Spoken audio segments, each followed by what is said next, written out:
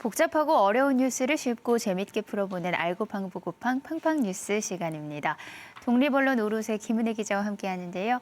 오늘 준비하신 키워드 다시 소개해 주시죠. 네, 오늘 키워드는 보전과 활용, 그 끝나지 않는 가치 충돌에 대한 얘기를 할까 하는데 지금 만장굴에서 미디어 아트 쇼가 진행이 되고 있죠. 여기 관련해서 동굴 보전 그리고 동굴 활용 이 두 가지 가치를 한번 얘기를 해볼까 합니다. 지난주 탐나는 제주에서 만장굴 미디어 아트 프로그램 소식을 전해드렸죠. 오늘은 또 다른 관점에서 이야기를 나눠볼 텐데요.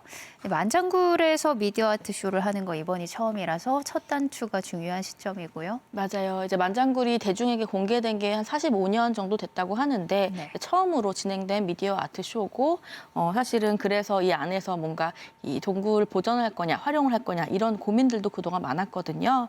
그래서 일단은 진행이 됐고 미디어 아트 쇼는 오는 12월 11일까지 진행이 되고요. 하루 8회만 개방이 되고 회당 15명에 한정된 인원으로 그러니까 대형이 아니고 한정된 인원으로만 현재는 진행이 되고 있습니다. 그리고 이제 제주도가 여기에 대해서 좀 이제 홍보를 하면서 보도자료 뭐 이런 것들을 많이 이제 배포를 했기 때문에 현재까지 미디어나 뭐 언론에 이렇게 노출된 관련된 좀 자료들, 뭐 기사들 이런 거를 이제 찾아보면 긍정적인 좀 호평들이 좀 주로 많아요.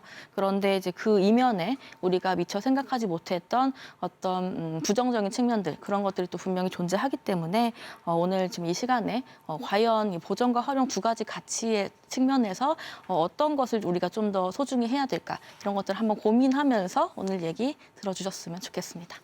네, 그러면 먼저 동굴 활용의 관점부터 이야기를 해보겠습니다.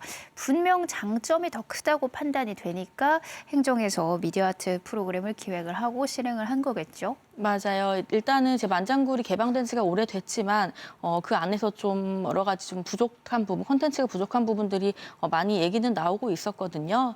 저도 이제 세계 유산 축전 때 이제 만장굴 이쪽 그 관련된 취재를 하면서 이게 방문객들, 관람객분들한테 좀 여쭤봤어요. 이 만장굴 관람하고 나서 좋은 점은 뭐였고 좀 부족한 점, 아쉬웠던 점은 뭐냐 이렇게 여쭤봤더니 일단은 제일 많이 나온 얘기들이 만장굴이 좀 굉장히 좀 거대하잖아요. 네. 이런 거대한 만장굴을 보면서 상당히 좀 벅차오르는 그런 기분이 들어서 좋았다. 뭐 이런 의견이 있었고 또 제주도 곳곳에 이제 이런 그 동굴들이 있다는 얘기를 듣고 제주도 그동안에 이제 땅 걸으면서 뭐 별 생각을 안 했는데 이제는 좀 제주도가 정말 제주도 아래에도 소중한 어떤 자연들이 있다는 얘기를 생각을 하면서 어떤 소중함을 더 크게 특별함을 느끼게 됐다. 뭐 이런 좀 긍정적인 평이 있었고요. 네. 반대로 좀 부정적인 측면으로는 이 동굴 그 자체는 멋있는데 그 외에 좀 색다른 체험이라든지 즐길 거리라든지 이런 것들은 좀 부족해서 이 점이 아쉬웠다라고 말하는 좀 관람객들, 특히 가족 단위 좀 관람객분들께서 그런 얘기를 좀 덜어 하셨습니다. 관람객 입장에서는 만장굴을 관람하는 거 말고는 뭐 직접 체험하고 즐길 만한 콘텐츠가 없어서 아쉽다는 평이 있었군요. 그래서 이번 미디어 아트가 기획됐다고 볼 수 있겠고요. 맞아요. 특히 또 이제 문화재청 관계자분도 이제 현장에 계셔서 제가 여러 가지 좀 얘기를 나눴었는데 일단 문화재청이 고민하는 부분들 중에 하나가 동굴 활용과 보전 그 두 가지 가치 관점에서 어떤 거를 더 우선시 할 것이냐 여기에 대한 좀 고민을 많이 하고 계시더라고요.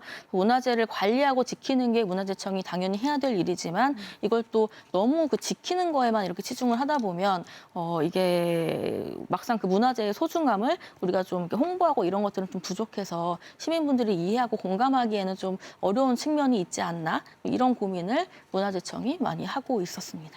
네, 그러니까 이 문화재를 보존하기 위해서는 활용의 가치 또한 함께 가야 한다 이런 얘기인 거죠. 네, 맞아요. 특히 이제 문화재의 소중함은 뭐 다들 아시겠지만 우리가 그 자연 속에서 문화재 속에서 직접 보고 이거를 느꼈을 때 뭔가 더 크게 와닿는 거거든요.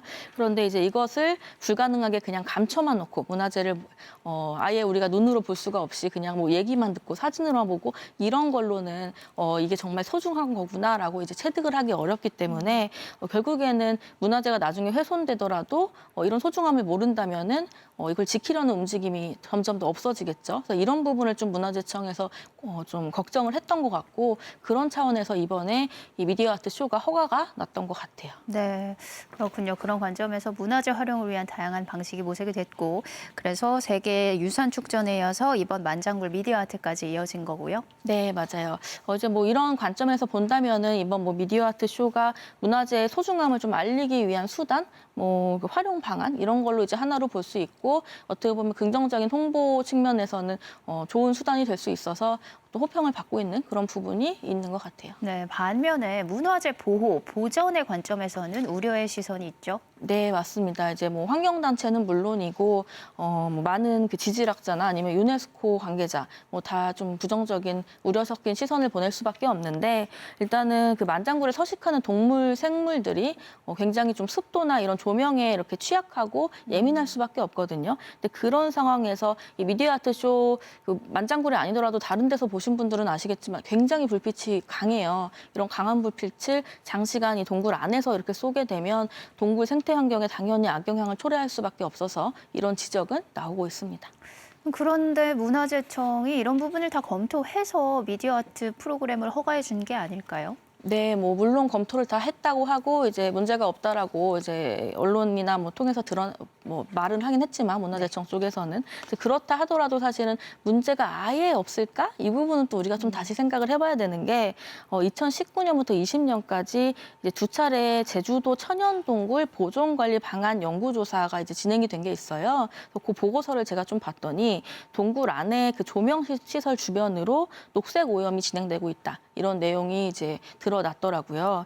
그리고 유네스코에서도 이것을 사실은 과거부터 우려를 했던 부분인데 제주도 이제 검은오름 용암동굴대가 세계 자연유산으로 등재가 됐잖아요. 네. 근데 이걸 등재 추진할 당시에 이 만장굴이 이미 관람객에게 개방이 되어 있었고 또 조명이 지금보다 굉장히 셌다고 해요. 네. 그래서 이제 유네스코에서는 이 부분을 좀 우려를 하면서 이 만장굴 조명 이런 장치들을 좀 최소한으로 조정해서 녹색 오염을 방지해야 된다. 이런 부분을 과거부터 계속 강조를 해왔었습니다. 네, 말씀하신 내용 중에 한 가지 궁금한 점이 있는데요. 녹색 오염에 대해서 언급을 하셨어요. 정확하게 이 녹색 오염이 뭔가요? 저도 사실은 이 녹색 오염 처음 들었을 때 네. 녹색으로 오염이 될 수가 있나? 뭐 이끼가 끼나? 뭐 그냥 쉽게 생각을 했는데 일단은 그 내용을 좀 소개를 해드리자면 관광객들이 이제 동굴 들어갈 때 옷에 묻어 있는 그 식물 포자들 있잖아요. 그런 것들이 동굴 안에 떨어지고 이 조명에 의해서 이 포자가 성장을 한다 그래요.